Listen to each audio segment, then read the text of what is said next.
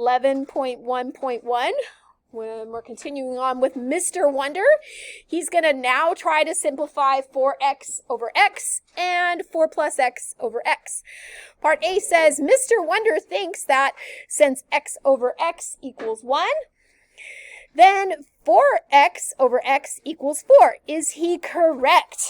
We're going to substitute 3 values of x into the original expression to justify that answer. So yes, he is correct. You're going to plug in any number other than 0 because 0 in the denominator would make it undefined. And it's going to show you that it's correct, right? So I did the first one for you. I plugged in 2 because it's not 0. So 4 times 2 is 8. 8 divided by 2 is 4. There's your example number 1. They want 2 more values plugged in other than 0. I use 2. You're going to use 2 other numbers that you like. Okay? Any questions on part A? All right. Part B says he also wonders if 4 plus x over x is equal to 5. Is this simplification correct? He wants you to substitute 3 values of x to justify your answer. And the answer is no, it is not correct. We're going to plug in any number other than 1. And it'll show us that it's not correct. I did the first example for you. I plugged in 3. 4 plus 3 is 7. 7 divided by 3 is like 2.33333, which does not equal 5. So it shows that it does not work.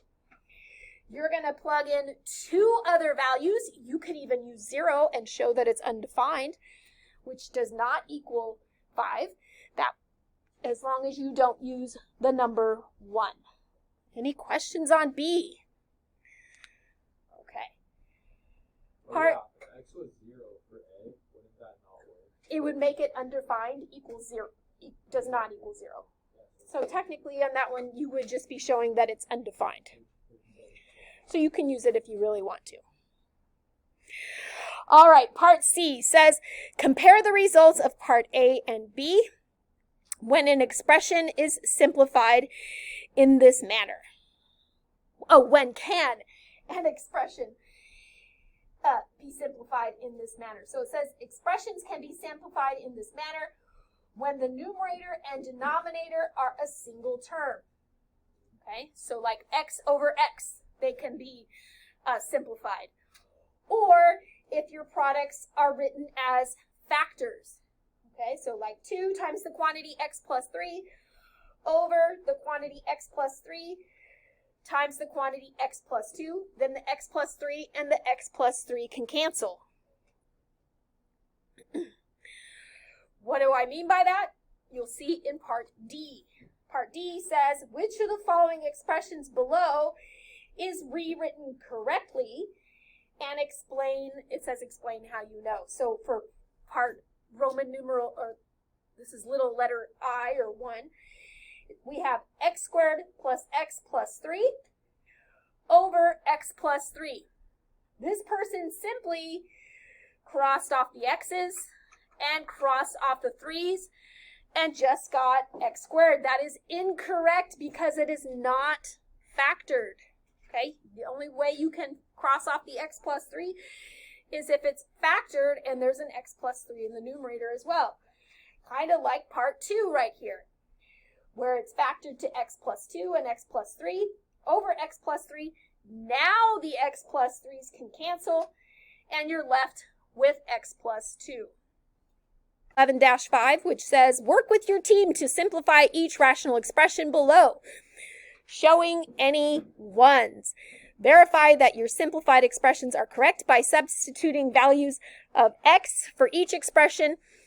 Assume the denominator is not equal to 0. Okay, so for part A, we need to factor the polynomials first. We can't just cross off the x squareds. We can't just cross off the 9s. Okay, that's what part B was saying. Okay, so x squared plus 6x plus 9 factors to x plus 3 and x plus 3. The denominator of x squared minus 9 follows that difference of squares patterns. So we have x plus 3 and x minus 3. Now we can cancel and get our big 1, right? Our big 1 is right here. Those cancel. And we're left with the x plus 3 in the numerator and the x minus 3 in the denominator. Okay? For parts B, C, and D, I only need you to show this top part. We're only going to verify this part A.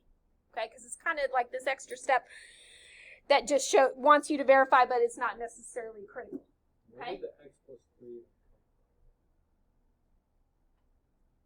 We factored this trinomial x squared plus 6x plus 9. It's one of those easily factorable ones. Remember we practiced factoring the other day? Yeah. Okay. Actually, I don't know. Yeah. Okay. All right, so I'm going to plug in some random number. I can't plug in -3, and I can't plug in +3, because that would make it undefined. It would put a 0 in the denominator and would make it undefined. But I can actually use 0 in this instance, because 0 is not going to make it a 0 in the denominator.